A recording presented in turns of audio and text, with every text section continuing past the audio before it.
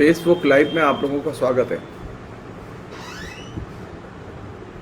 आज की बातचीत का हम लोगों ने विषय रखा है फेसबुक के संदर्भ में सूचना समाज और भारतीय चेतना। और ये जब विषय सोचा है तो इसमें बहुत सारे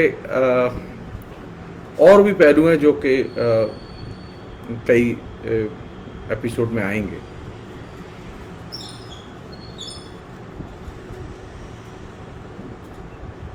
और जब हम आज बात कर रहे हैं, मतलब आज से अगर 15 साल पहले बात हो रही होती तो अलग थी, लेकिन अगर आज हम बात कर रहे हैं तो आज एक बहुत ही अजीब स्थिति है जो कि इस बीच में विकसित हुई है। चूंकि संदर्भ वो फेसबुक का रखा है हमने इंफॉर्मेशन सोसाइटी के प्रसंग में, तो उस प्रसंग में एक मार्क जुकरबर्ग का एक बहुत महत्वपूर्ण बयान है जिसका उल्लेख करना बहुत जरूरी है।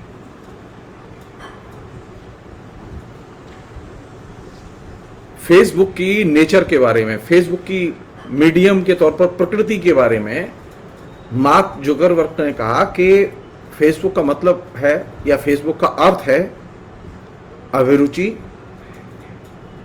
संक्षेप, क्रांति और आकांक्षाओं का विनाश। ये चार चीजें मिलके फेसबुक का कल्पना लोक निर्मित करती हैं, यूटोपिया निर्मित करती हैं। हम सब लोग जानते हैं कि फेसबुक अभी सबसे पावरफुल मीडियम है, सबसे ज्यादा लोग इस पर रहते हैं। और फेसबुक के बाद दूसरा जो पावरफुल मीडियम है वो है ट्विटर, जिस पे सबसे ज्यादा लोग अभी लिख रहे हैं और अपनी ओपिनियन दे रहे हैं। फेसबुक ने साइबर कल्पना लोक का निर्माण किया है और इस साइबर कल्पना लोक के निर्माण में एक बहुत इंपॉर्टेंट चीज है जो कि पॉजिटिव चीज है, वो ये कि फेसबुक हमें शेयर करने का अवसर देता है। फेसबुक की जो नेचर है उसमें ये भी एक इनबिल्ट चीज है कि यहाँ ज्यादा खुलापन है और ये महसूस होगा आपको कि जुड़े रहें। ये सारी बातें मार्क जुकरबर्ग ने अपने फेसबुक संबंधी महत्वपूर्ण वक्तव्य में कही हैं।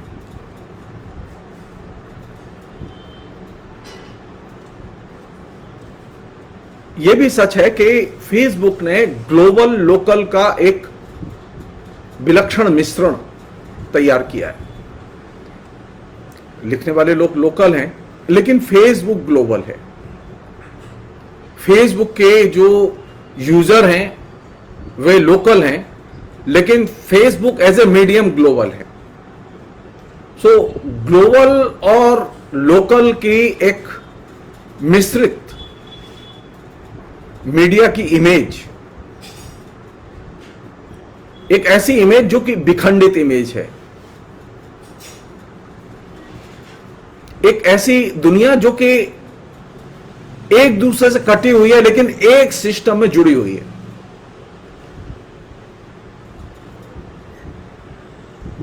और ये जो उसकी जो विशेषता है, विखंडित दुनिया को एक मीडियम में बांधना, अभिरुचियों का विकास करना और साथ साथ संक्षेप में कहने की प्रवृत्ति का विकास करना। फेसबुक एक ऐसा मीडियम भी है जो कि बिना क्रांति किए जिसने क्रांति की है। रेवोल्यूशन कहीं नहीं हुआ, फेसबुक के आने के बाद में कहीं रेवोल्यूशन नहीं हुआ, लेकिन फेसबुक के आने के बाद या फेसबुक के इस्तेमाल करने के बाद, सोशल मीडिया के इस्तेमाल करने के बाद में सारी दुनिया में अरब क्रांति से लेके मोदी क्रांति तक सारी दुनिया में इसने धार्मिक तत्ववादी ताकतों के उभार को सुनिश्चित जरूर बनाया है, या हम ये कहें कि धार्मिक तत्ववादी क्रांति इसने जरूर की है। फेसबुक ने लोकतांत्रिक क्रांति कहीं नहीं की।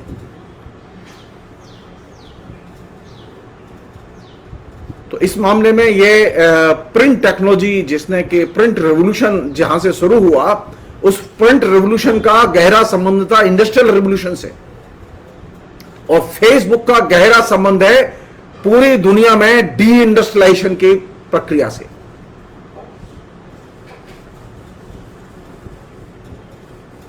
जब प्रिंट रेवोल्यूशन हुआ तो सारी दुनिया में व्यक्तिवाद का विकास हुआ, व्यक्ति की सत्ता और उसकी महत्ता की स्थापना हुई।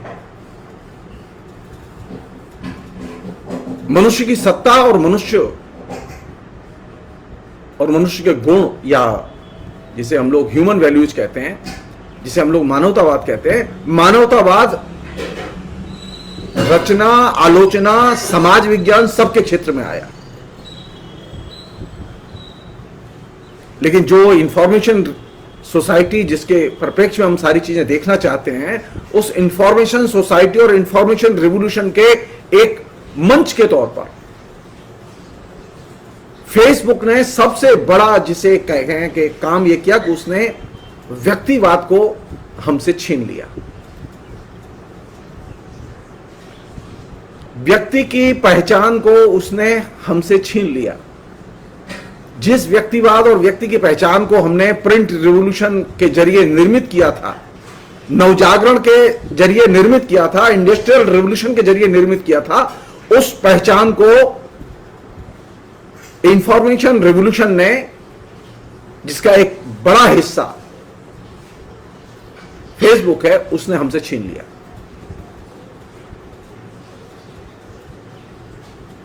कहने के लिए हम लोकतंत्र में हैं, भारत में भी लोकतंत्र है,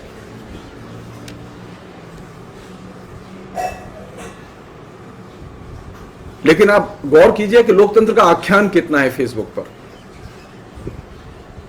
लोकल आख्यान कितना है।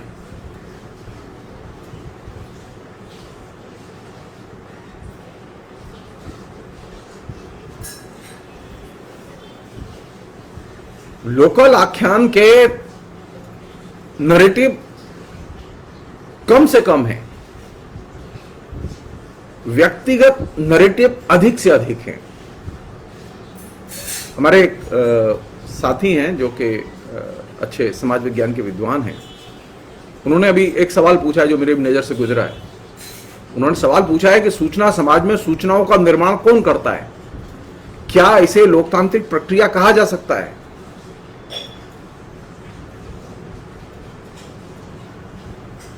ये दो सवाल उनके बहुत इंपॉर्टेंट सवाल हैं।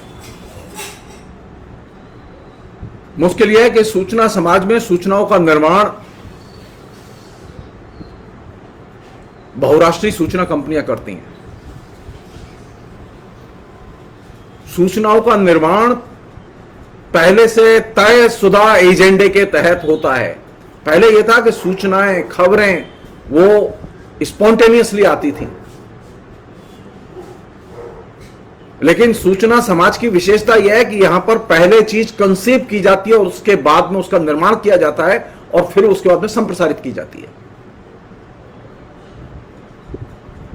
तो इंफॉर्मेशन सोसाइटी में इनबिल्ट है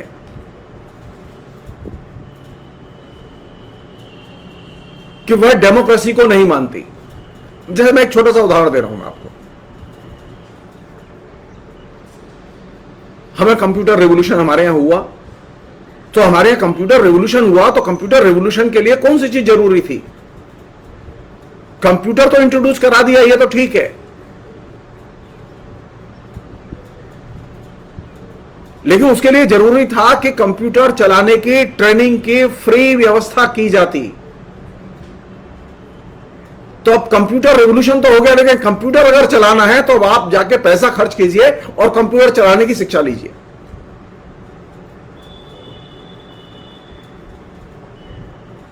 जबकि यह काम मुफ्त में भी किया जा सकता था कि नगर पालिकाएं विभिन्न स्तर पर उनके हब खोले जाते, उनके सेंटर्स खोले जाते जहां लोकल लोग जाके कंप्यूटर सीखते।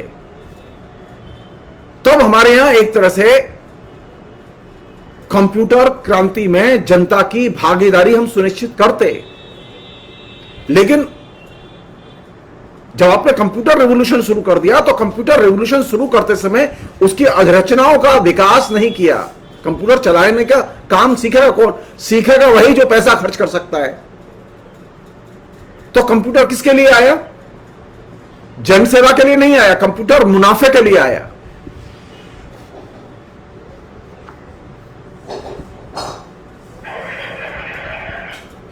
इसलिए ये भ्रम नहीं होना चाहिए कि जो सूचना समाज है उसमें जो सूचनाएं हैं जो आती हैं हम तक, वे सूचनाएं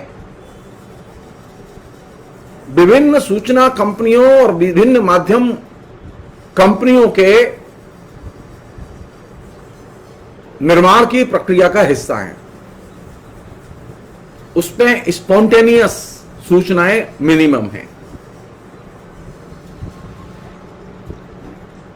मसलन पहले यह था कि एक रिपोर्टर जाता था स्पॉट पर, लौट के आता था, अपने दफ्तर में आता था, अपने लिखता था, फिर कॉपी तैयार करके वो अपने सब एडिटर को देता था, सब एडिटर एडिट करके अपने दूसरे को देता था, और उसके बाद में वो प्रेस में कंपोजिटर के पास जाती थी, और उसके बाद में वो एडिट होके पेज बनता था।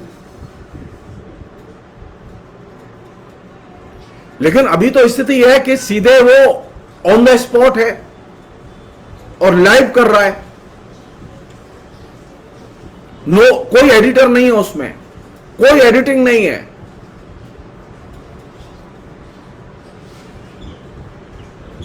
अब ये प्रासंगिक ही नहीं है कि जो व्यक्ति लाइव कर रहा है वह उस विषय को जानता भी है कि नहीं जानता।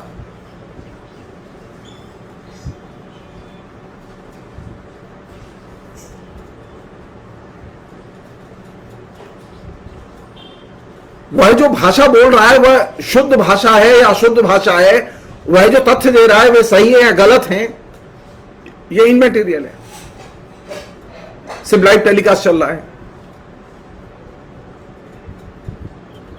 इराक युद्ध के समय यह भयानक एक्सपेरिमेंट किया गया जब सद्दाम हुसैन के खिलाफ में नाटो की सेनाओं ने अमेरिका के नेतृत्व में हमला किया, तो सीएनएन ने जो लाइव टेलीकास्ट किया, उस live telecast uninterrupted live telecast था उसका, लेकिन उसमें सूचनाएं नहीं थी, उसमें सिर्फ विजुअल्स थे कि कैसे प्रक्षेपास्त्र गिर रहे हैं, कैसे बम गिर रहे हैं, कैसे आग जल रही है, और ये बाकायदा सीएनएन के पर्दे पर लाइव दिखाया जा रहा था।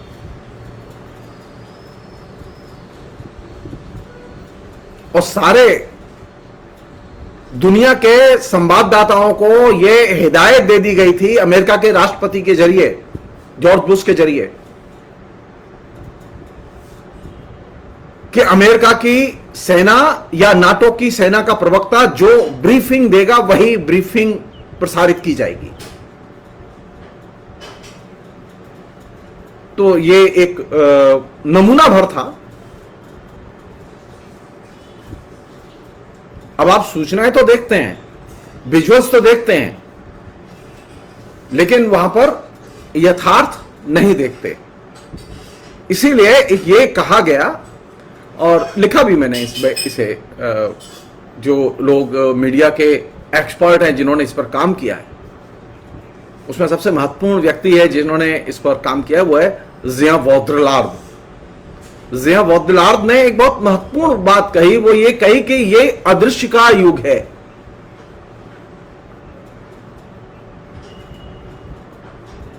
पहले स्थिति यह थी कि कोई भी चीज उदय के साथ जन्म लेती थी,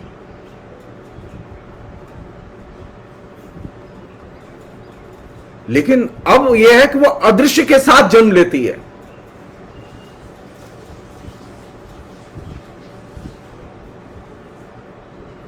और यही वजह है कि इस युग में अदृश्य ही महान है।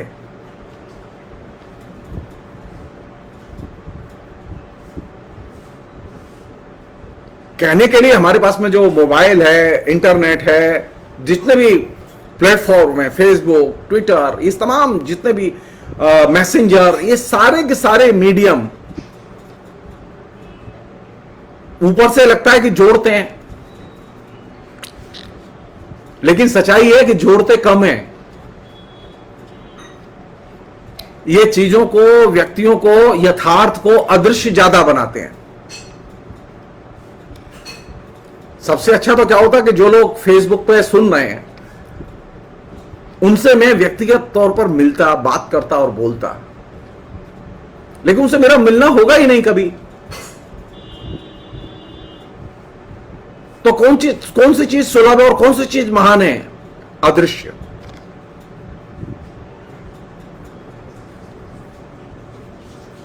हम खुश हैं कि मैं भी खुश हूं मैं फेसबुक लाइव कर रहा हूं। हम खुश हैं कि हम फेसबुक में लिख रहे हैं। हम खुश हैं कि हम ट्विटर पर लिख रहे हैं। यह एक तरह की फैंटेसी है। इस फैंटेसी में यह फॉल्स फीलिंग रहती है कि हम यथार्थ के करीब हैं, लेकिन सच यह है कि हम यथार्थ के करीब नहीं होते। मैं अपनी कह सकता हूं, ये मेरी गलती भी, कमजोरी भी हो सकती है। मैंने कितना किसान आंदोलन के बारे में कई मैंने लाइव किए, लेकिन मैं किसान आंदोलन जहां हो रहा है वहां उसके स्पॉट तक कभी गया ही नहीं।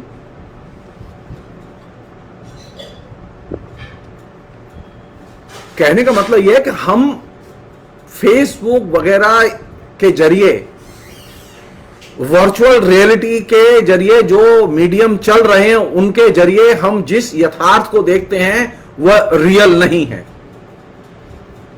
बल्कि वह फैंटेसी है। हम जब बोलते हैं तो फैंटेसी में बोलते हैं, हम रियल में नहीं बोलते। रियल में तो हमने अपने को छिपा लिया है। आप देखिए कितने सुंदर फोटोग्राफ्स होते हैं हमारे, और वैसे देखेंगे तो बड़े बदसूरत होते हैं हम लोग।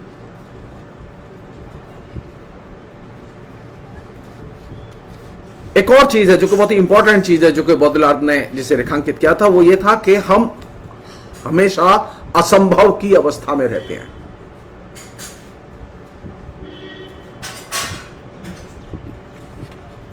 और ये जब से नया दौर शुरू हुआ है जिसमें कि हम वर्चुअल रियलिटी में ज्यादा रहने लगे हैं, उसमें ये कंडीशन ज्यादा डिस्टर्ब करने लगी है। हम असंभव की अवस्था में रहते हैं, हर चीज अब असंभव है।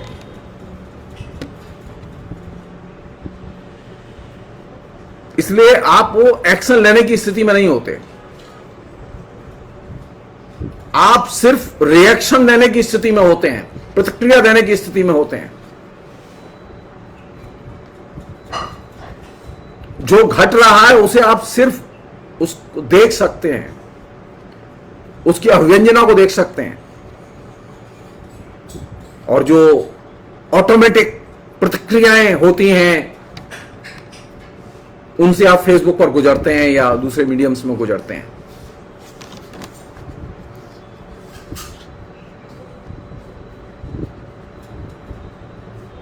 वास्तविकता यह है कि ये जो रियलिटी हमारे इर्द गिर्द वर्चुअल रियलिटी के जरिए क्रिएट की गई, इस रियलिटी की ब्यूटी है कि हम इसमें रहते हुए इसके अंतर विरोधों को नहीं जानते।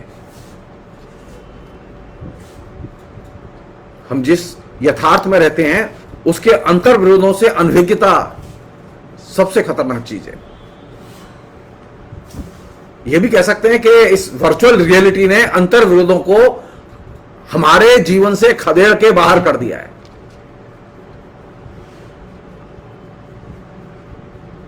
अब हमारे पास में प्योर एनर्जी है, खूब ऊर्जा है और खूब प्योर सर्कुलेशन है। एक बार एक लेक्चर दिया, एक ने लिखा कि मेरा लेक्चर 1 लाख लोगों ने देखा। इसे कहते हैं सर्कुलेशन। जो फेसबुक पर अपने वीडियो लाइव करते हैं या यूट्यूब पर लाइव करते हैं, वो कहते हैं हमारा 50,000 देखा गया, कोई कह रहा है 10 लाख देखा गया, कोई कह रहा है 1 लाख देखा गया, कोई कह रहा है 10,000 देखा गया।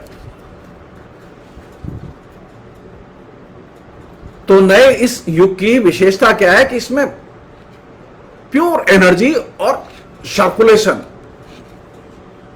ये ऐसा सर्कुलेशन है जिसके पैर नहीं है। जो लोग इस बात से खुश हैं कि उनको 50,000 लोगों ने देखा, 1,00,000 लोगों ने देखा, रोज 30,000 40,000 लोग देखते हैं, वे इस चीज को नहीं जानते कि इस सर्कुलेशन के पैर नहीं है, ये रियल नहीं है। मुझे कोई इल्यूजन नहीं है। 100 लोग देखे, 200 लोग देखे, 50 लोग देखे, मुझे संतोष इस बात का है कि कम से कम 10 लोग ऐसे हैं जिन्हें मैं जानता हूं जो मेरा वक्तव्य सुनते हैं।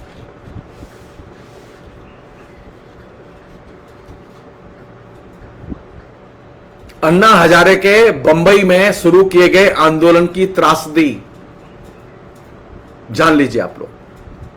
अन्ना हजारे वर्चुअल रियलिटी का नायक था। अन्ना हजारे के भक्तों ने लिखा कि अन्ना हजारे अब बंबई में आंदोलन शुरू करने जा रहे हैं, तो जो लोग धरने पर बैठे हैं वे अपने नाम लिखाएं। तो चंद दिनों के अंदर 1.5 लाख से अधिक लोगों ने नाम लिखा दिए, और 1.5 लाख से अधिक लोगों ने जब नाम लिखा दिए तो अन्ना हजारे ने 1.5 लाख से अधिक लोगों के बैठने के लिए टेंट वेंट सब लगा दिया कि अब तो इतने लोग आएंगे। लेकिन अन्ना हजारे के उस बंबई के धरने पर लोकपाल बिल को लेकर था वो, उस धरने पर 5,000 से अधिक लोग नहीं आए और अंत में अन्ना हजारे को 2-3 दिन के बाद ही अपना धरना उठाना पड़ा। दूसरा क्लासिक उदाहरण है पाकिस्तान के राष्ट्रपति और फौजी मुशर्रफ का, जनरल मुशर्रफ का। जनरल मुशर्रफ के 20 लाख से अधिक फॉलोअर थे फेसबुक पर, और जब भी पोस्ट लिखते थे तो लाखों लोग फॉलो करते थे उसे। तो जनरल मुशर्रफ ने लंदन में रहते हुए सोचा कि चलो पाकिस्तान चलते हैं, तो वहां जनता हाथों हाथ लेगी, क्योंकि इतने लाखों लोग तो फेसबुक पर ही फॉलो करते हैं। जनरल मुशर्रफ जब इस्लामाबाद उतरे तो उनको एयरपोर्ट पर लेने के लिए 2 आदमी नहीं थे, बल्कि उल्टा हुआ कि उनको गिरफ्तार करने के लिए पुलिस खड़ी हुई थी। कहां सोच रहे थे जनता स्वागत करेगी, और वहां उल्टा हुआ, पुलिस गिरफ्तारी के लिए खड़ी हुई थी। जिया वोबलार्ड ने यह बात रेखांकित की कि यहां शुद्ध सर्कुलेशन है, यह ऐसा सर्कुलेशन है जिसके पैर नहीं है। अब जो कुछ डिलीवरी हो रही है वह शून्य में डिलीवरी हो रही है, और ये जो शून्य में डिलीवरी है इसमें एक खास तरह की गतिशीलता है जो अनिवार्य है। यह गतिशीलता वैसे ही है जैसी कि पार्टिकल्स में होती है, जीवन शरीर में होती है। हमारे शरीर में भी एक गतिशीलता है, जो कि विभिन्न जो पुर्जे हैं हमारे शरीर के, विभिन्न अंग प्रत्यंग हैं, उनमें वो गतिशीलता रहती है।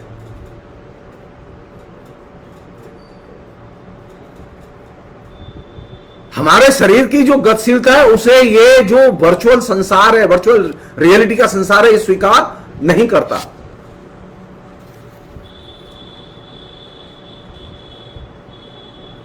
तो हम एक ऐसी दुनिया में, एक ऐसी प्रक्रिया में हम लोग हैं जिसे हम लोग वर्चुअल रियलिटी की प्रक्रिया कहते हैं। और इस वर्चुअल रियलिटी की प्रक्रिया में हमारे पास में नई स्थितियों ने एक विशेष किस्म के चिंता जगत को हमारे इर्द गिर्द निर्मित किया है। हम अपनी ही दुनिया में और अपनी ही चिंताओं में खोए हुए, और संसार की चिंताओं से, समाज की चिंताओं से, संस्कृति की चिंताओं से, दर्शन की चिंताओं से, साहित्य की चिंताओं से हम लगातार दूर होते जा रहे हैं। जहां पर भी आप नजर डालिए, आप फेसबुक पर नजर डालिए, आपको वहां पर नेगेटिव दिखाई देगा। आप ट्विटर पर नजर डालिए, वहां नेगेटिव दिखाई देगा। मीडिया में नजर डालिए, वहां नेगेटिव दिखाई देगा। अभी स्थिति है कि जहां पर भी आप नजर डालेंगे आपको नेगेटिव दिखाई देगा। यानी नेगेटिव चीजों की का एक तरह से शासन वर्चुअल रियलिटी ने संभव बनाया है। और नेगेटिव चीजें ही हमें आकर्षित भी कर रही हैं।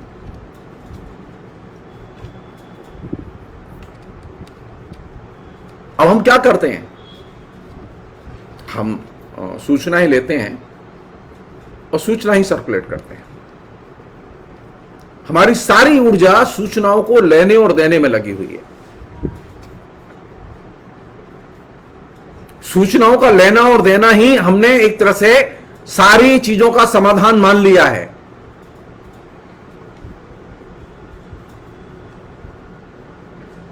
और सूचनाएं कहां जा रही हैं? सूचना समाज में नहीं जा रही हैं, सूचनाएं शून्य में जा रही हैं। मैं छोटा सा उदाहरण दे रहा हूं आपके सामने, आप समझ सकते हैं। आप अपने किसी भी दोस्त से पूछिए, आप खुद भी सोचिए कि आज से 4 दिन पहले आपने जो दैनिक अखबार की हेडलाइन क्या थी, आप याद करके बताइए। अगर आपको याद हो कि फर्स्ट पेज पर पहली जो 3 या 4 प्रमुख खबरें क्या थी, तो आपको याद नहीं आएगा। लेकिन अखबार आपने रोज पढ़ा, इंटरनेट पर रोज पढ़ा अखबार आपने दैनिक अपने घर में आने वाले अखबार को भी रोज पढ़ा। लेकिन आपने जो अखबार पढ़ा वो सूचना की तरह पढ़ा और सूचना की तरह ग्रहण किया और सूचना अंत में शून्य में विलीन हो गई। तो आप जो कुछ भी कर रहे हैं, हमने फेसबुक पोस्ट लिखी, मैं भी लिखता हूं,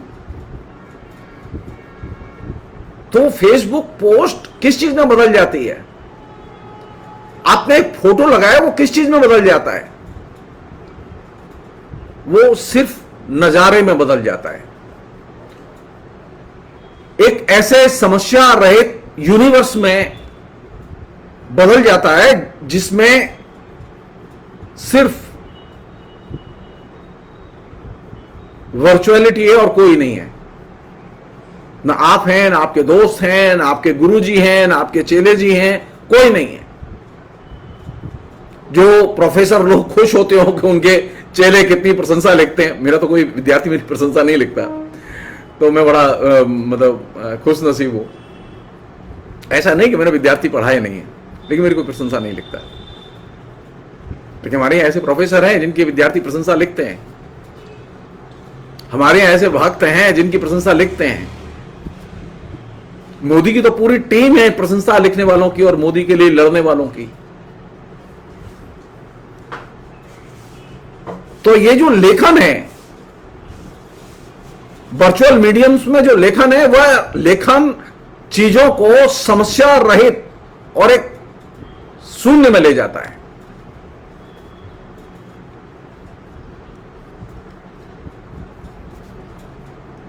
एक और चीज है जो घट रही है इसके साथ साथ,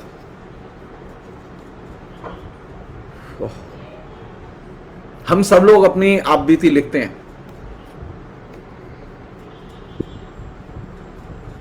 लेकिन इस आप बीती की ट्रेजेडी है कि इसको आप इसकी प्रामाणिकता की पुष्टि नहीं कर सकते।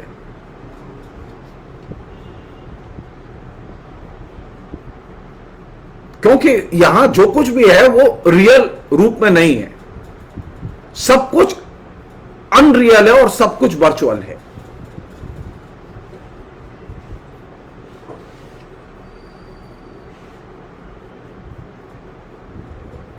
एक अन्य चीज जो कि विकसित हुई है इस पूरे सूचना समाज के वर्चुअल जगत में, वो ये कि हर चीज क्राइम की इमेज के साथ में और क्राइम के प्रतीक के साथ में कन्वर्ट कर दी गई है।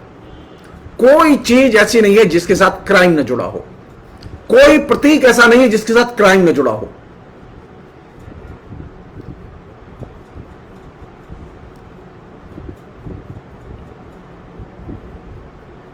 तो हमारे इर्द गिर्द एक चिंता जगत का इकट्ठा होना, सब लोग चिंतित हैं कोरोना को लेकर।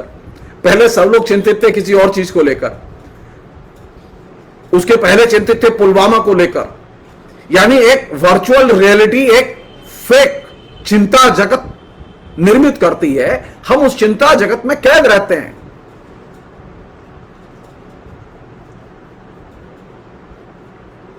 और चिंता जगत में कैद रहने का सबसे बुरा परिणाम यह निकला है कि हम अब चिंताओं को गंभीरता से लेते ही नहीं है।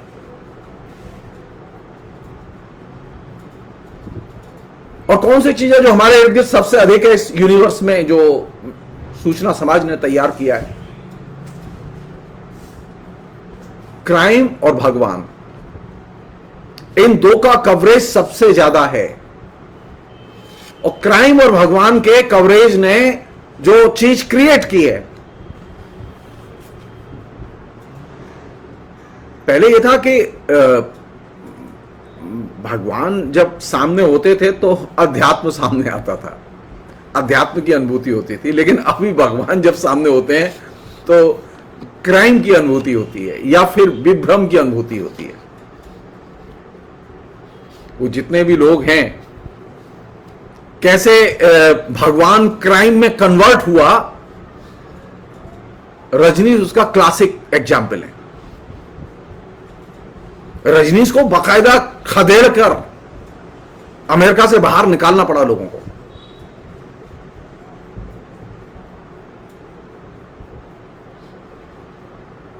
पहले यह था कि हम जब धर्म में शामिल होते थे, कोई धार्मिक उत्सव में शामिल होते थे, कोई किसी धार्मिक संस्कार में शामिल होते थे, तो लोग एक दूसरे के साथ में जिम्मेदारी उठाते थे, शिरकत करते थे। कोई धार्मिक तीज त्योहार मनाते थे तो हम लोग पार्टिसिपेट करते थे, शिरकत करते थे। लेकिन अभी तो शिरकत कम करते हैं, बल्कि जो ऑब्जेक्टिव कंडीशन है उसका दबाव ज्यादा है। ऑब्जेक्टिव कंडीशन क्या है? ऑब्जेक्टिव कंडीशन यह है कि अगर किसी ने जन्मदिन पर केक काटा है तो अब आप भी केक काटिए। तो अब लाइन लगी हुई है केक काटने और केक काट के फोटो लगाने वालों की, मैं भी उसमें शामिल हूं।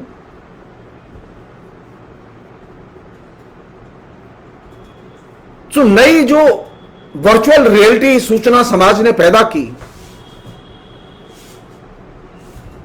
वो वस्तुगत यथार्थ के दबाव में है। वो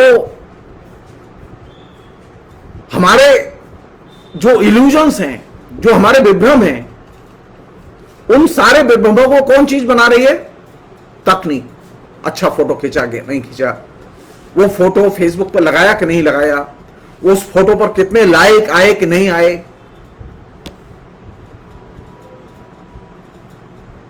ज़िया बदलाव कहते हैं कि इस तरीके से हम तकनीक के हाथों रोज मर रहे हैं। हम तकनीक के लिए कुर्बानियां दे रहे हैं। तकनीक के लिए दी गई कुर्बानियां जादुई असर नहीं छोड़ती।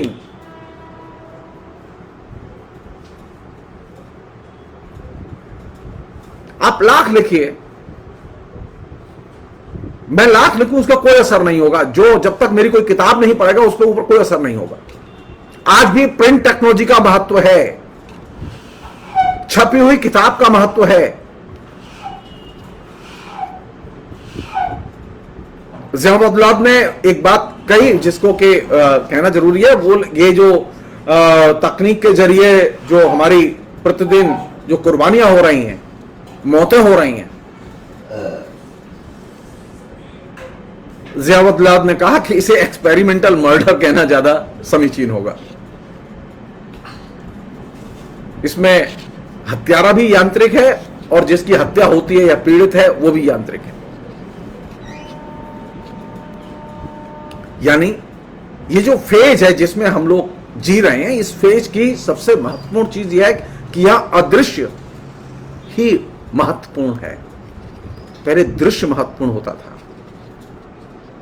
पहले यथार्थ महत्वपूर्ण होता था, अब वर्चुअल यथार्थ महत्वपूर्ण है और अदृश्य महत्वपूर्ण है।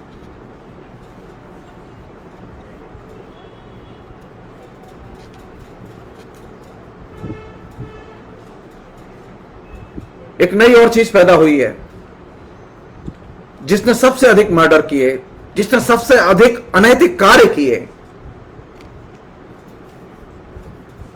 उसको हम सबसे ज्यादा नैतिक तौर पर महान मानते हैं और आदर्श की तरह देखते हैं। सच्चाई है कि इस तरह के लोग यथार्थ जीवन के लिए खतरा बन गए हैं।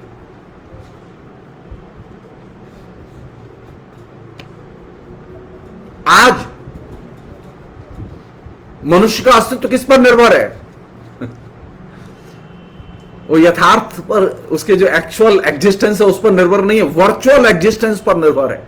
मैं अगर 10 दिन फेसबुक से गायब हो जाऊं तो आप तय मान लीजिए, आप मान लेंगे मैं मर गया या कुछ हो गया मुझे, क्योंकि मेरे एग्जिस्टेंस का जो सिंबल है वो कौन है? वो फेसबुक है।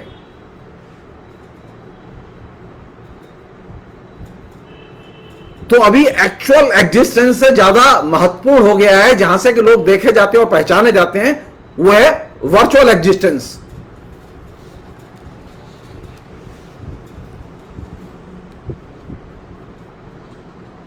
और वर्चुअल जो अस्तित्व है उस पर लोग विश्वास करते हैं,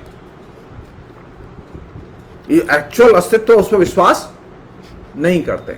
इसलिए आप देखेंगे कि करोड़ों लोगों के मरने के बाद भी उनके फेसबुक अकाउंट अभी भी जिंदा हैं।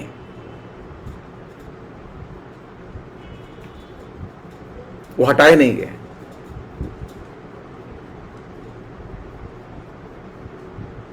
क्योंकि हम भविष्य में क्या होगा इसके लिए किसी और चीज की आड़ में जी रहे हैं।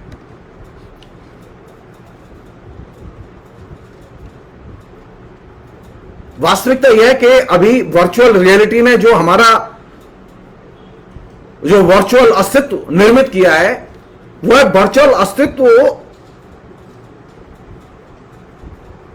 हमारे जीवन के जो सभी सारवान जो अस्तित्व की चीजें हैं उनको उसने एक तरह से निष्प्रभावी बना दिया है।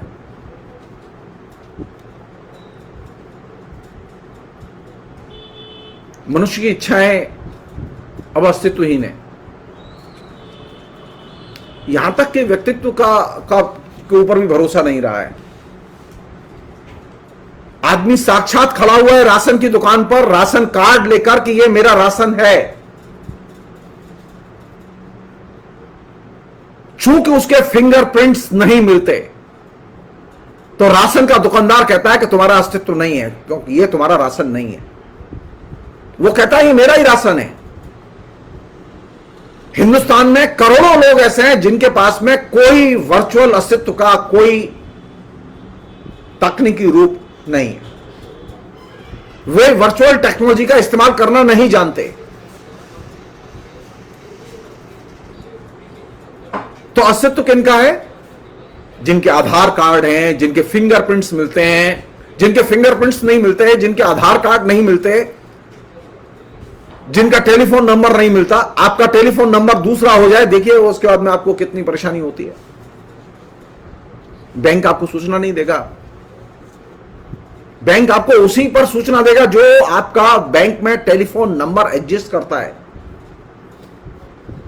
सो वर्चुअल अस्तित्व इंपॉर्टेंट हो गया है एक्चुअल अस्तित्व से। आप काउंटर पर खड़े रहिए, वो पूछेगा आपसे फोन नंबर, आप अपना दूसरा फोन नंबर बताइए, वो नहीं देगा, वो कहेगा जो पहले दिया है वही बताओ। तो इंपॉर्टेंट चीज कौन सी है? आप नहीं है, इंपॉर्टेंट चीज है आपका फोन नंबर, जो कि वर्चुअल एग्जिस्टेंस का प्रतीक है। इसने क्या किया कि मनुष्य का अपने अस्तित्व पर भरोसा नहीं रहा। इसका एक परिणाम भी है, बड़े पैमाने पर करप्शन हुआ है। पहले करप्शन हुआ जो किसानों के लोन माफ किए गए मनमोहन सिंह के जमाने में, उस समय भी एक बड़ा करप्शन हुआ। करोड़ों लोगों के करोड़ों रुपए के ऐसे लोन माफ किए गए जो लोग कभी एग्जिस्ट करते ही नहीं थे, उनके नाम से भी लोन थे लेकिन वो माफ कर दिए गए। अब इधर जो प्रधानमंत्री जो 2000 रुपया भेजते हैं, साल में 6000 रुपये भेजते हैं किसानों के लिए, इसमें भी एक बड़ा घोटाला हो चुका है कि ऐसे किसान हैं जो कि एग्जिस्ट नहीं करते लेकिन उन्हें प्रधानमंत्री किसान फंड से जो है पैसा जाता है, और ये छोटी मोटी रकम नहीं है, मोटी रकम है जो कि घोटाले में सामने आई है। प्रधानमंत्री को इससे कोई लेना देना नहीं है, प्रधानमंत्री ने कोई जांच कमेटी नहीं बनाई, क्योंकि प्रधानमंत्री के लिए वर्चुअल एग्जिस्टेंस इंपॉर्टेंट है, एक्चुअल एग्जिस्टेंस इंपॉर्टेंट नहीं है।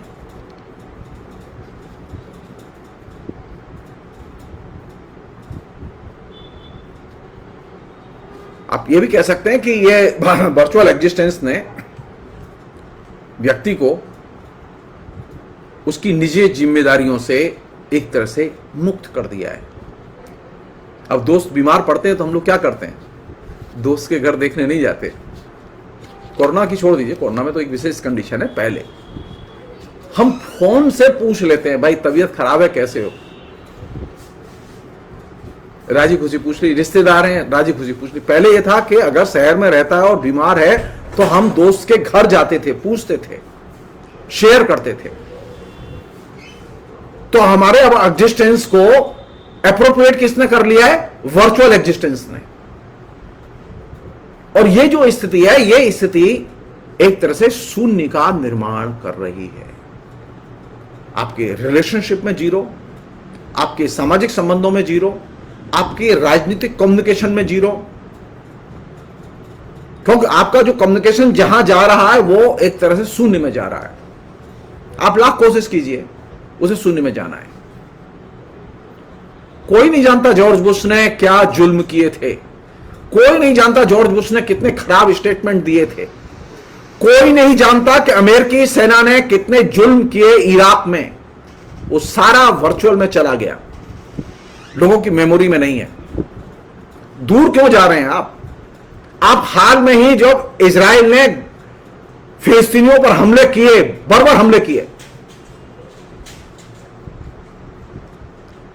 उनकी हमने वर्चुअल खबरें पढ़ी, लेकिन एक्चुअल में हमारे पास में उसकी कोई फीलिंग नहीं है। एक जमाना था जब मोबाइल फोन नहीं था, फिलिस्तीन के इलाके में इजरायली हमले होते थे और दिल्ली की सड़कों पर जवाहरलाल नेहरू विश्वविद्यालय के लड़के अमेरिकी एम्बेसी के सामने प्रदर्शन करते हुए नजर आते थे। लेकिन जब से वर्चुअल रियलिटी आई है, जब से मोबाइल टेक्नोलॉजी आई है, जब से इंटरनेट आया है, मेरी तो नॉलेज में नहीं है कि फिलिस्तीनियों के हकों को लेकर कोई बड़ा प्रदर्शन जवाहरलाल नेहरू विश्वविद्यालय के छात्रों ने या वामपंथियों ने किया हो। क्यों? क्योंकि हमने अपने कम्युनिकेशन को, अपने एक्शन को वर्चुअल एक्शन में और वर्चुअल कम्युनिकेशन में कन्वर्ट कर दिया।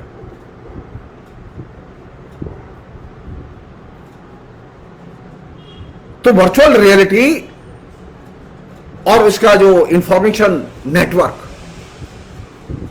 ये चीजों को संक्षेप मिनिमम में कन्वर्ट कर देता है।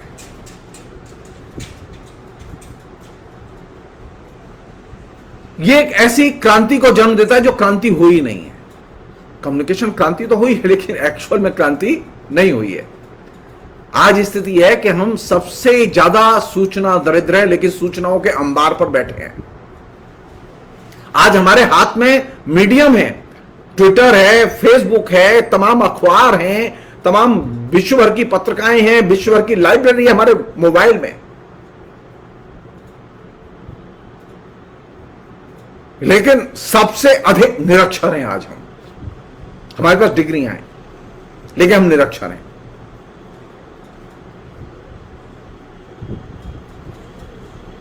क्यों? क्योंकि ये जो क्रांति के बिना क्रांति, जो सूचना समाज की विशेषता थी, वो आज भी है। उसने एक बड़े पैमाने पर एक ऐसी दुनिया को जन्म दिया जिस दुनिया के बारे में हमने कभी सोचा ही नहीं था कि इसमें जो यूजर है वो एकदम डिसेंट्रलाइज्ड है।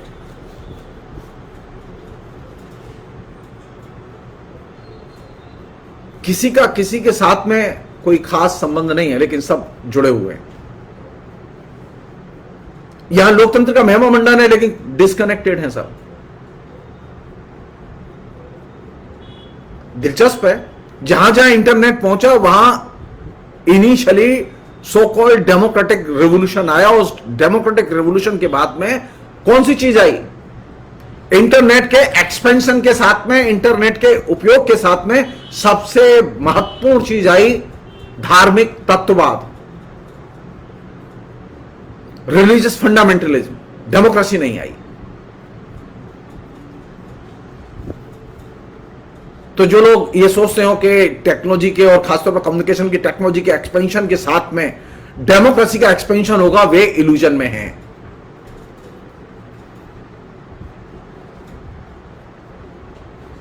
एक अन्य चीज और आखिरी चीज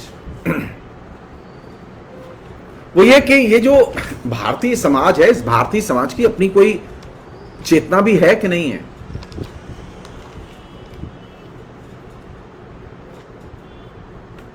भारतीय समाज की चेतना यह है कि भारतीय समाज अभी सबसे गंभीर अराजकता की स्थिति में है।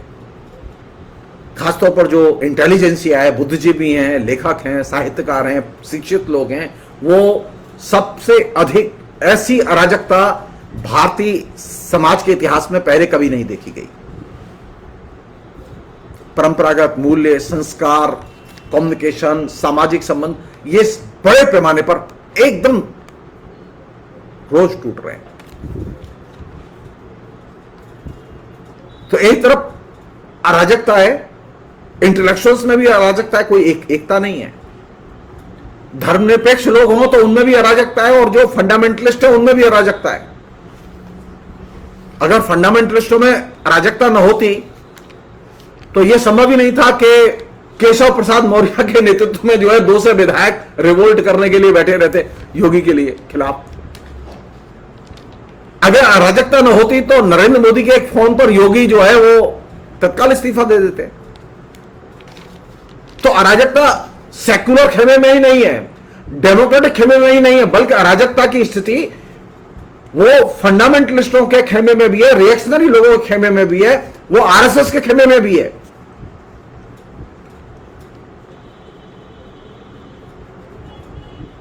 आरएसएस का एक धड़ा एक समय तक वो किसान आंदोलन का समर्थन करता रहा, और बाद में वो हट गया।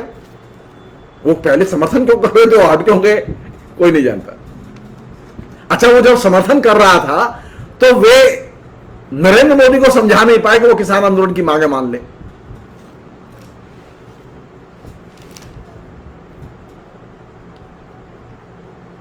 सोचिए आप, मोहन भागवत के 2 बंदे, नरेंद्र मोदी और उनका किसान संगठन। किसान संगठन किसान आंदोलन का समर्थन कर रहा है, नरेंद्र मोदी किसान आंदोलन को कुचल रहा है, उसके खिलाफ खड़ा है। इसे कहते हैं कंप्लीट अराजकता। एक तरफ अराजकता है, और भारत की जो विशेषता है, उसकी चेतना की विशेषता है वो ये कि दूसरी तरफ लोग कठोरता और दमन को अप्रिशिएट कर रहे हैं। डेमोक्रेसी को, अभिव्यक्ति की आजादी को, लोकतंत्र को, इनको अप्रिशिएट नहीं कर रहे, बल्कि वो चाहते हैं कि और ज्यादा दमन हो। हम उम्मीद करते हैं कि किसान आंदोलन का दमन कर दिया जाए, मजदूरों के आंदोलन का दमन कर दिया जाए, और जब दमन होता है, हड़ताल का अधिकार छीन लिया जाता है, मजदूरों के कानून नष्ट कर दिए जाते हैं, तो हम खुश होते हैं कि अच्छा हुआ।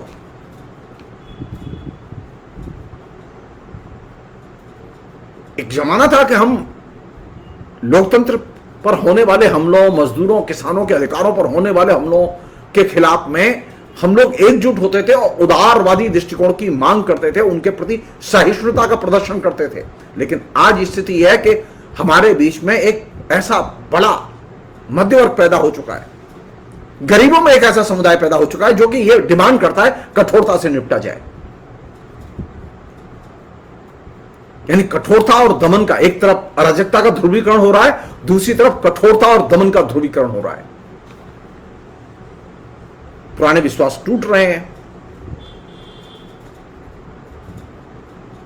और नए विश्वास, नए अंधविश्वास पैदा हो रहे हैं। पुराने अंधविश्वास टूट रहे हैं, लेकिन नए अंधविश्वास पैदा हो रहे हैं। नया अंधविश्वास क्या है? नया अंधविश्वास है मोदी जो कह रहा है वो सच है। नया अंधविश्वास है कि आरएसएस जो कह रहा है वो सच है। ये ब्लाइंड फेथ है, और ये अंधविश्वासों के जरिए ही समाज को नियंत्रित करने की कोशिशें हो रही हैं। और ये सब किसके जरिए हो रहा है? ये सारी की सारी चीजें हो रही इंफॉर्मेशन रेवोल्यूशन और इंफॉर्मेशन सोसाइटी के तहत। व्हाट्सएप के जरिए, ट्विटर के जरिए, मैसेजिंग के जरिए, यूट्यूब के जरिए, नरेंद्र मोदी के हर दूसरे दिन एक लाइव प्रसारण के जरिए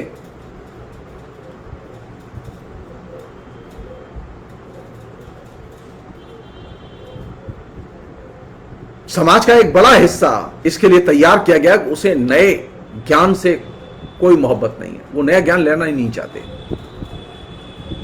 वो नए कम्युनिकेशन के उपकरण का तो इस्तेमाल करना चाहते हैं, लेकिन नए कम्युनिकेशन के नियम को सीखने के लिए तैयार नहीं है।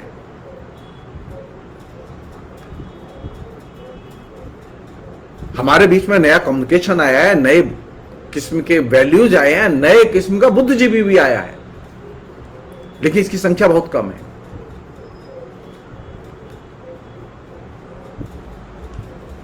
तो एक तरफ रूढ़ियों और अंधविश्वासों की एक तरह से आंधी पैदा हुई है इस इंफॉर्मेशन सोसाइटी में, वही इसका प्रतिवाद भी पैदा हुआ है, लेकिन वो बहुत कमजोर है, बहुत थोड़े लोग हैं।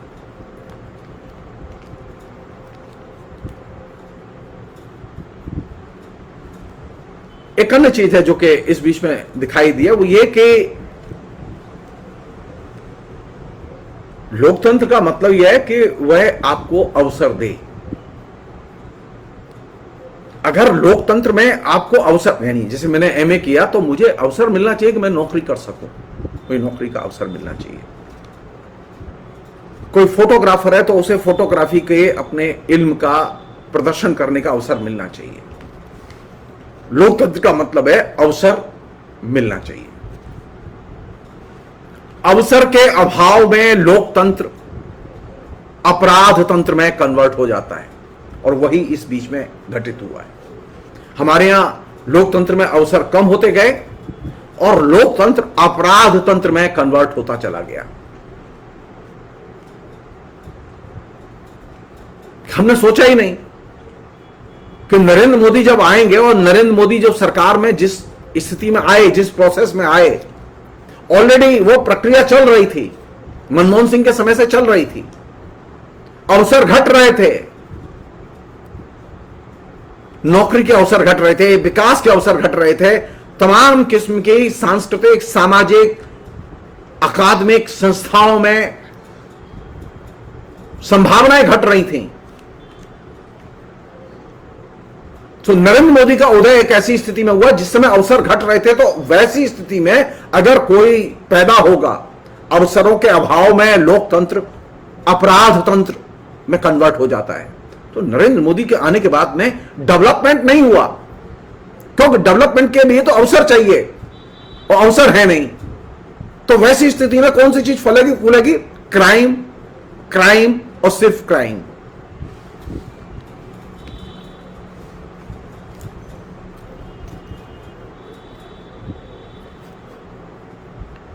देखने में अच्छा लगता है कि देखिए मोबाइल आ गया, हर आदमी एक दूर रहता है तब बात कर लेता है, हर आदमी देखिए ऑफिस नहीं जा रहा है तो घर में काम कर लेता है।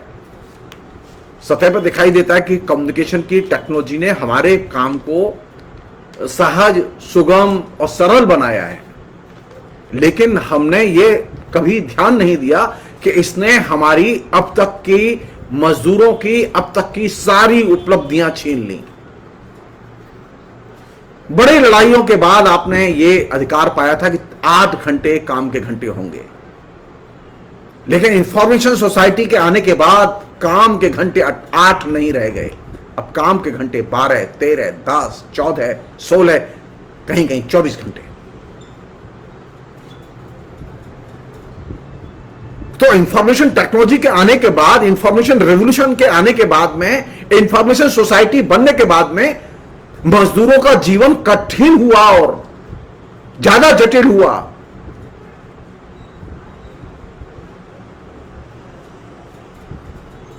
घर आराम की जगह थी,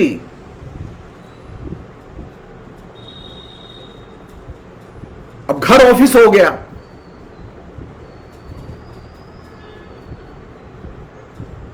मजदूर घर आते थे रेस्ट करने के लिए, अब मजदूर घर आते हैं काम करने के लिए। अब वो ऑफिस का जो काम है वो ऑफिस में भी करते हैं और ऑफिस का काम घर भी लाते हैं। तो एक ये साइड इफेक्ट इसका हुआ कि इसने मजदूरों की अब तक की जो इंडस्ट्रियल रिवॉल्यूशन और उसके दौरान उसके बाद जो मजदूरों ने लड़ाइयां लड़ी, जो उपलब्धियां हासिल की, जो सुविधाएं हासिल की, जो अधिकार हासिल किए, वो सारे के सारे अधिकार चले गए।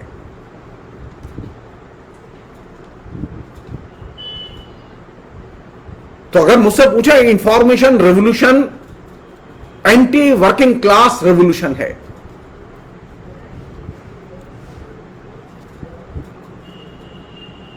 प्रिंट रिवॉल्यूशन ने और इंडस्ट्रियल रिवॉल्यूशन ने व्यक्तिवाद को पैदा किया था, लेकिन नई जो इंफॉर्मेशन सोसाइटी बनी और जो नया जो इंफॉर्मेशन रिवॉल्यूशन हुआ है, उसने व्यक्तिवाद की हत्या की है और एक खास किस्म के कठमुल्लावाद और संकीर्णतावाद को उसने पाला पोसा और सांप की तरह तैयार किया है।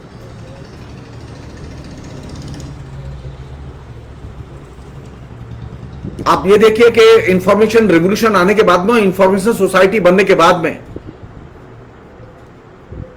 किसानों और मजदूरों की पामाली बढ़ी है या घटी है?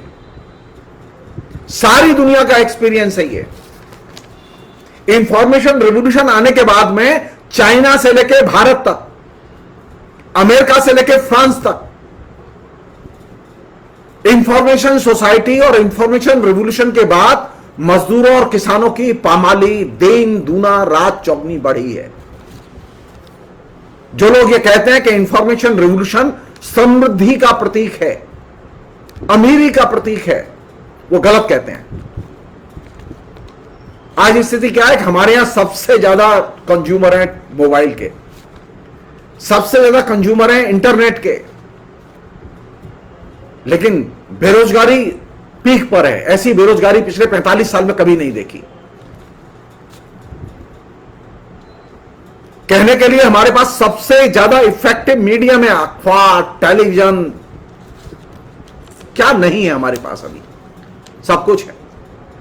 कम्युनिकेशन की दुनिया की कोई भी नई से नई चीज, वो सब हमारे यहां है, लेकिन आपको मजाल है कि उसमें मजदूरों के संघर्षों का कवरेज मिल जाए।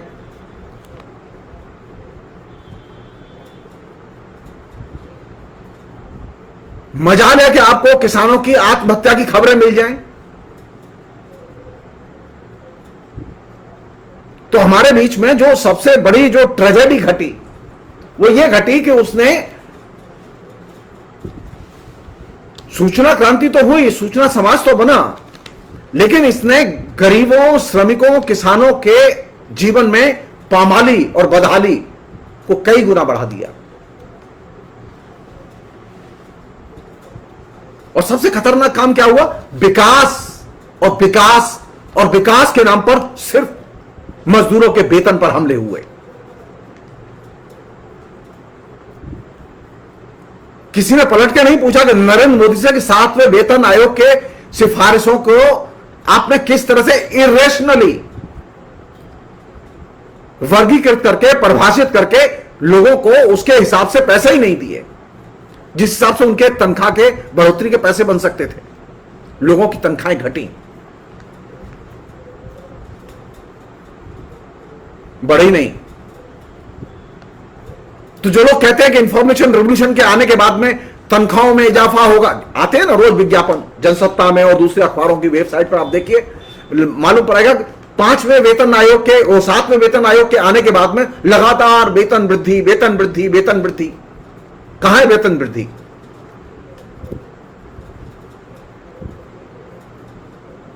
मजदूरों की पगार घटी, जो सरकारी लोग थे उनकी पगार घटी। एक अन्य चीज जो इस बीच में बहुत बड़े पैमाने पर आई, वो ये कि जैसा कि हम लोग जानते हैं, इंफॉर्मेशन टेक्नोलॉजी के आने के बाद में जो तरह तरह के मीडियम आए, उनमें सबसे बड़ा एक खपत का एरिया है, जैसा कि सब लोग जानते हैं, वो है पोर्नोग्राफी। तो इंफॉर्मेशन रिवॉल्यूशन के आने के बाद में किस चीज की खपत बढ़ी? सारी दुनिया में, अमेरिका में, फ्रांस में, जर्मनी में, ब्रिटेन में, सारे देशों में, भारत में भी। आपको अगर यह लगता हो कि नरेंद्र मोदी को ज्यादा लोग देखते हैं तो आप गलतफहमी के शिकार हैं। नरेंद्र मोदी से ज्यादा हिंदुस्तान में लोग पोर्नोग्राफी देखते हैं। आपको अगर यह गलतफहमी हो कि लोग राहुल गांधी को ज्यादा सुनते हैं, तो आप यह गलतफहमी दिमाग से निकाल दीजिए। लोग राहुल गांधी से ज्यादा पोर्नोग्राफी देखते हैं। पोर्नोग्राफी पर बैन लगाने के लिए, चाइल्ड पोर्नोग्राफी पर बैन लगाने के लिए सुप्रीम कोर्ट के ऑर्डर के बावजूद नरेंद्र मोदी सरकार पोर्नोग्राफी रोक नहीं पाई, उस पर पाबंदी नहीं लगा पाई। तो कौन सी चीज इस बीच में बढ़ी है? इस बीच में जो चीज बढ़ी है कंटिन्यूअसली इंफॉर्मेशन रेवोल्यूशन के आने के बाद, उसमें ज्यादा इजाफा हुआ, वो है सेक्सुअल सेटिस्फैक्शन और इंद्रिय सुख।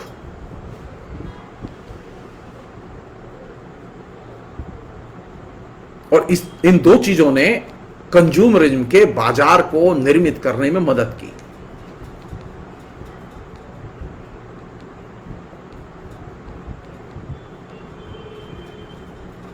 हमारे यहां ये ट्रेडिशन में पहले से थी ये चीज, ये सेक्सुअल सेटिस्फैक्शन और इंद्रिय सुख, ये भारतीय परंपरा का अभिन्न हिस्सा रही है, भारतीय दार्शनिक परंपरा का अभिन्न हिस्सा रही है।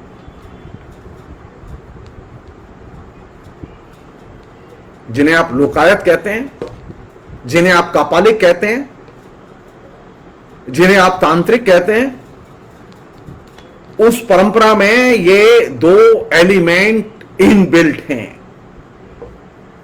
इसका जनाधार है। इसके अलावा एक और ट्रेडिशन था भारतीय चेतना में, जिसको कि कैश किया गया। ऐसे भी लोग हैं जो विष्णु को मानते हैं, ऐसे भी लोग हैं जो राम को मानते हैं, ऐसे भी लोग हैं जो कृष्ण को मानते हैं। राम और कृष्ण को मानने वाली जो भारतीय चेतना थी, भारतीय विचारधारा थी, उसमें कौन सी चीज महत्वपूर्ण थी? उसमें बॉडी, बॉडी और सिर्फ बॉडी। तो कंज्यूमरिज्म ने इन तीन चीजों को बड़े आसानी से, इंफॉर्मेशन रेवोल्यूशन ने इन तीन चीजों को बड़ी आसानी से अपने पैकेज का हिस्सा बनाया। सेक्सुअल सेटिस्फैक्शन, इंद्रिय सुख और बॉडी। और ये एक नई किस्म का, जैसे कहें कि पूर्व पश्चिम का मेल। हम लोग जिसे अवतारवाद कहते हैं, मूर्ति पूजा कहते हैं, उसमें क्या है? उसमें देह महत्वपूर्ण है।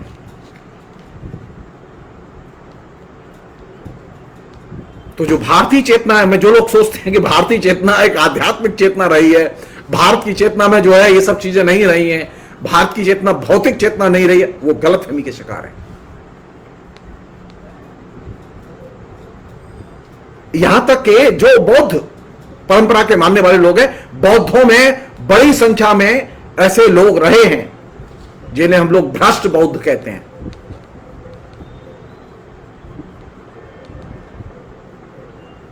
हमारे यहां जो कापालिक थे, तांत्रिक थे, उनमें यह परंपरा रही है, और हमारे यहां जो सहजिया संप्रदाय था उसमें भी यह परंपरा रही है।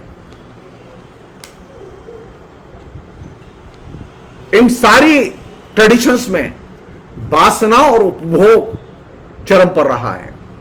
और ये चीज कैपिटलिज्म को, इस इंफॉर्मेशन रेवोल्यूशन के दौर को, नव्य उदारीकरण के दौर को, यह चीज विरासत में मिली है। तो अब कौन सी चीज महत्वपूर्ण हो गई हमारे लिए? जो भारतीय चेतना में थी, जिसे हमने शिखर पर लाके खड़ा कर दिया। भारतीय परंपरा की, भारतीय चेतना की मूल्यवान चीज थी आनंद और उपभोग।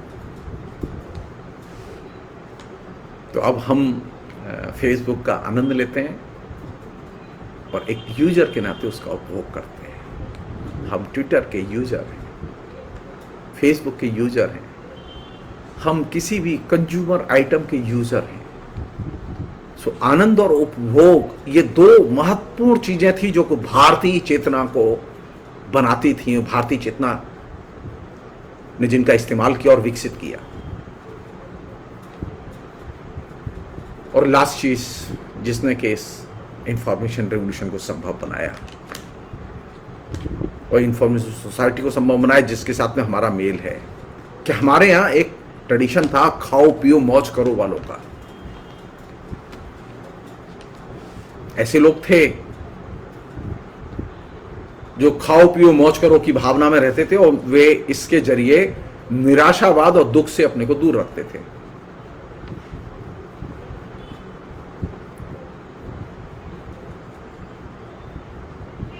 ये परंपरा इसमें एकदम इंटीग्रेट करके चली आई है।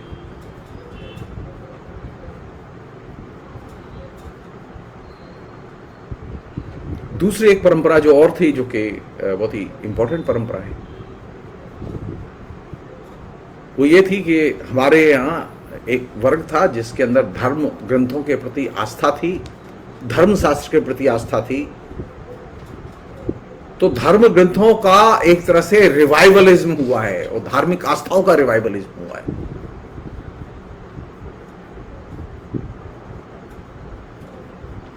अंत में एक सवाल चिंता के लिए, सवाल यह है कि ये जो भारत के बुद्धिजीवी हैं, इनकी इंफॉर्मेशन सोसाइटी में और इंफॉर्मेशन रिवॉल्यूशन में दिलचस्पी क्यों नहीं है? ये कम्युनिकेशन की विभिन्न सुविधाएं इनके पास हैं, विभिन्न मीडिया इनके पास है, इंटरनेट इनके पास है, लेकिन जिस तरह का इंफॉर्मेशन सोसाइटी में हस्तक्षेप होना चाहिए वह हस्तक्षेप इन बुद्धिजीवियों का दिखाई नहीं देता। वो चाहे अंग्रेजी के बुद्धिजीवी हो, चाहे वो हिंदी के हो, या वो तमिल के हो, तेलुगु के हो, बंगला के हो। सच्चाई है कि इंटरनेट में बड़े संख्या में यूथ उसका कंज्यूमर है, उसका उपभोक्ता है, उसका यूजर है। इंफॉर्मेशन सोसाइटी ने सबसे अधिक जिस कंज्यूमर को कैच किया वो है यूथ। तो इस यूथ को प्रबुद्ध करने की, इस यूथ को जागरूक बनाने की जिम्मेदारी बुद्धिजीवियों की है या नहीं? या वे कविता कहानी उपन्यास ही लिखेंगे और इस मीडियम में नहीं आएंगे?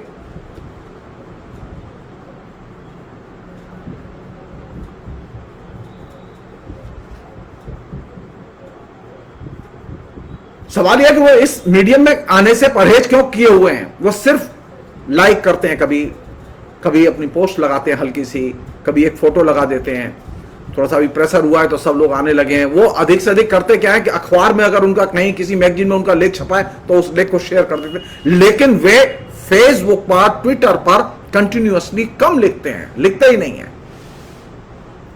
सूचना समाज को जब तक आप सूचना समाज रहने देंगे कोई सामाजिक क्रांति नहीं होगी। सूचना समाज को जब तक आप ज्ञान समाज में तब्दील नहीं करेंगे आप सामाजिक परिवर्तन नहीं कर सकते। ज्ञान समाज में सूचना समाज को रूपांतरित करने के लिए जरूरी है कि भारत के बुद्धिजीवी, चाहे वो जिस जाति, धर्म, संस्थान, विषय के हों, वो जब तक इस पर लिखेंगे नहीं तो इस यूथ को मोटिवेट कौन करेगा? इस यूथ के अंदर मानवता की भावना, मनुष्य के प्रति प्रेम कौन पैदा करेगा? आप उठा के देखिए सचिन तेंदुलकर की ट्वीट या अमिताभ बच्चन की ट्वीट, वो किन विषयों पर होती हैं? आप उठाइए तो मानव महत्ता के प्रश्न और मानव के जो जीवन के कंट्राडिक्शन है, मोटिवेट करने के लिए जब तक इंटेलिजेंसिया इंटरवीन नहीं करेगा तब तक इस माध्यम का चरित्र प्रभावित नहीं होगा और बदलेगा भी नहीं। यह अजीब बीमारी है कि सारी दुनिया में इंफॉर्मेशन रिवॉल्यूशन हुआ है, लेकिन वहां अधिकतर बुद्धिजीवी इंफॉर्मेशन रिवॉल्यूशन में इंटरवेंशन करने से परहेज करते हैं और दूर रहते हैं। तो किसका वर्चस्व होगा? उनका वर्चस्व होगा जो कि सूचना समाज को सिर्फ सूचना समाज बनाए रखना चाहते हैं, जो सूचना समाज को अदृश्यों का समाज बनाए रखना चाहते हैं। सूचना समाज ज्ञान समाज में बदले।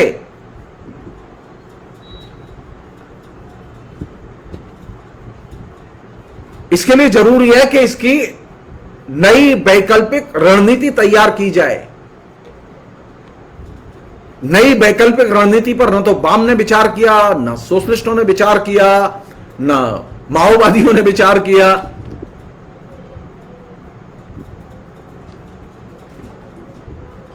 हमारे यहाँ तो अभी मार्क्सवादी मुश्किल से दाखिल हुए हैं। हमारे यहाँ की स्थिति इतनी बदतर है कि अभी मार्क्सवादी भी कार्ल मार्क्स का बेहतर ढंग से इस्तेमाल करना और पढ़ना नहीं जानते। अधिकतर जो मार्क्सवादी कम्युनिस्ट पार्टी के मेंबर हैं या कम्युनिस्ट पार्टी के मेंबर हैं या माओवादियों के मेंबर हैं, उन्हें मालूम ही नहीं है कार्ल मार्क्स, एंगल्स वगैरह ने कोई रचनाएं लिखी है, उनके बाद में मार्क्सवादियों ने कोई रचनाएं लिखी, उनके बारे में ज्यादा उनको जानकारी नहीं है। उनके इंटेलेक्चुअल्स को भी जानकारी नहीं है। तो जब मार्क्सवाद की, जिसे कि हम वैकल्पिक दर्शन के तौर पर जानते हैं, वैकल्पिक विज्ञान के तौर पर जानते हैं, जहां उसकी मिनिमम जानकारी भी वामपंथी कतारों में न हो, वामपंथी बुद्धिजीवियों में न हो, वैसी स्थिति में इंफॉर्मेशन रेवोल्यूशन में वे कैसे कोई ऑल्टरनेटिव पेश कर पाएंगे?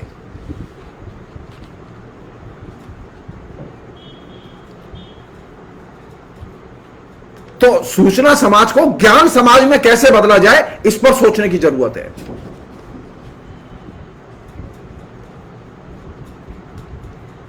हालत यह है कि हमारे बीच में अधिक से अधिक सेंसरशिप आ रही है, अधिक से अधिक दमन हो रहा है,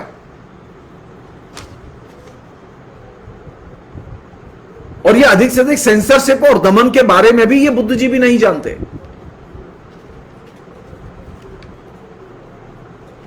इनके अंदर कोई बेचैनी पैदा नहीं होती।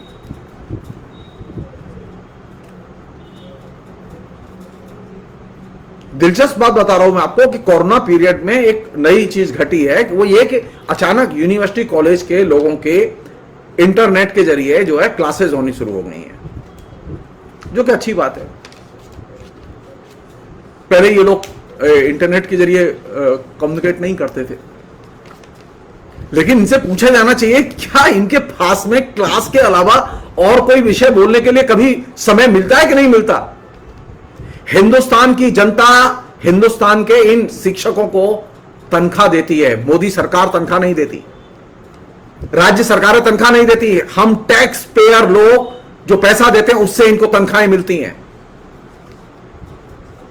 आप गिनती कीजिए कितने प्रोफेसर हैं, कितने रिटायर्ड प्रोफेसर हैं, कितने जो पेंशन होल्डर हैं मेरे जैसे लोग, कितने ऐसे लेक्चरर हैं, रीडर हैं जिनको छोटी मोटी रकम नहीं मिलती। एक एक प्रोफेसर को 3-3 लाख 2.5 लाख रुपया तनख्वाह मिलती है। लेकिन इंटरनेट पर उसका जो कंट्रीब्यूशन है वो 0 है। क्यों वो 0 है? क्यों वो पहल कदमी करके हस्तक्षेप नहीं करते? पिछले जो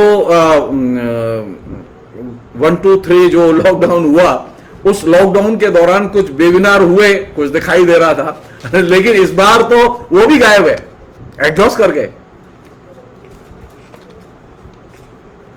क्यों? सूचना समाज को ज्ञान समाज में कन्वर्ट करने के लिए इस इंटेलिजेंसिया का, जिसमें शिक्षक आते हैं, यूनिवर्सिटी के, कॉलेज के, स्कूल के, इसमें बुद्धिजीवी आते हैं, उसमें लेखक आते हैं, इसमें तमाम किस्म के पत्रकार आते हैं।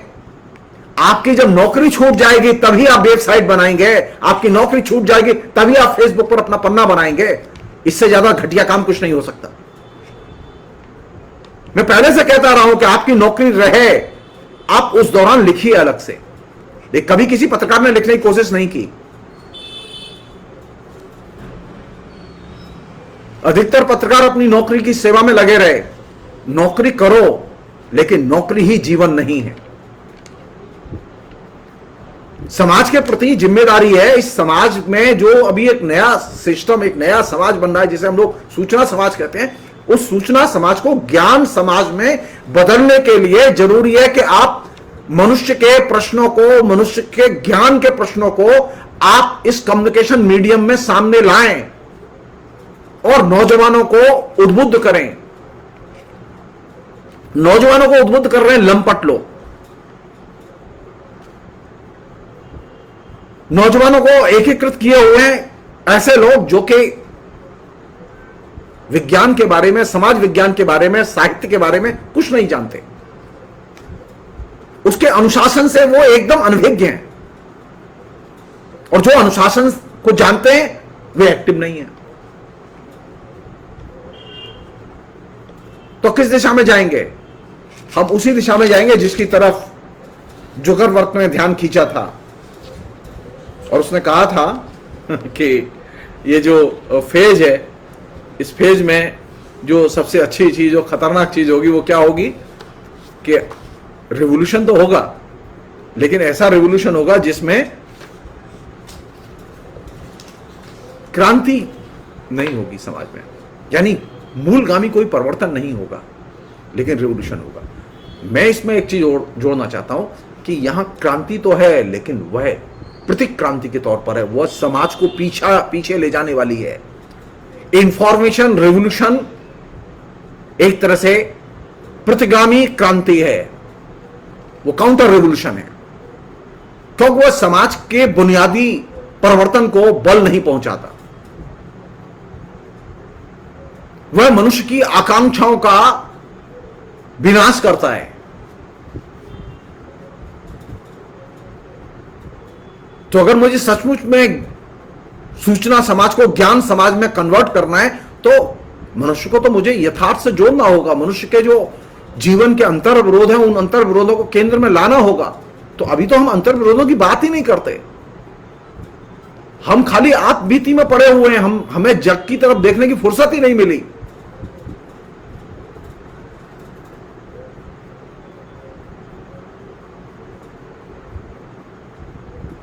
कैसे बदलेंगे चीजें? सूचना समाज को सूचना समाज तक ही सीमित रखें तो बदलेंगी, या उसे ज्ञान समाज में कन्वर्ट करें तब बदलेंगी?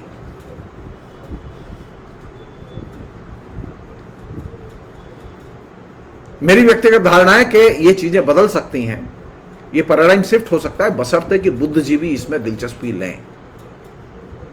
बुद्धिजीवी इसमें स्व की प्रस्तुति के अलावा दिलचस्पी लें। मैं ये नहीं कह रहा कि आप अपना फोटो मत लगाइए, मैं ये नहीं कह रहा कि आप अपना प्रचार मत कीजिए, लेकिन ज्ञान तो लाइए। ज्ञान लाए बिना, ज्ञान का पुनरुत्पादन किए बिना, ज्ञान का वर्चुअल जगत में निर्माण किए बिना आप इस जो वैक्यूम है, ज्ञान का जो शून्य है, इस ज्ञान के शून्य को आप खत्म नहीं कर सकते।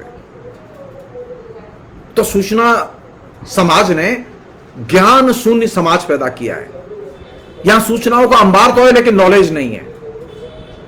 अब बात करिए लोगों से, जिसने सबसे अधिक नरेंद्र मोदी के भाषण सुने, आप उससे पूछिए कि नरेंद्र मोदी किसी एक नीति के बारे में तुम ठीक से बता दो, तो आपको मालूम पड़ेगा कि वो लोग नरेंद्र मोदी की नीति के बारे में नहीं जानते। तो नरेंद्र मोदी की नीति तो है, नीतियों की सूचना भी है, लेकिन लोगों के पास में उसके कोई नॉलेज नहीं है। तो सूचना की बमबारी आपके विवेक को नष्ट कर रही है, आपके विवेक का अपहरण कर रही है। इससे बचने का एक ही तरीका है कि सूचना को नॉलेज में बदलने की प्रक्रिया शुरू होनी चाहिए। फिलहाल इतना ही। बहुत बहुत शुक्रिया। Thank you.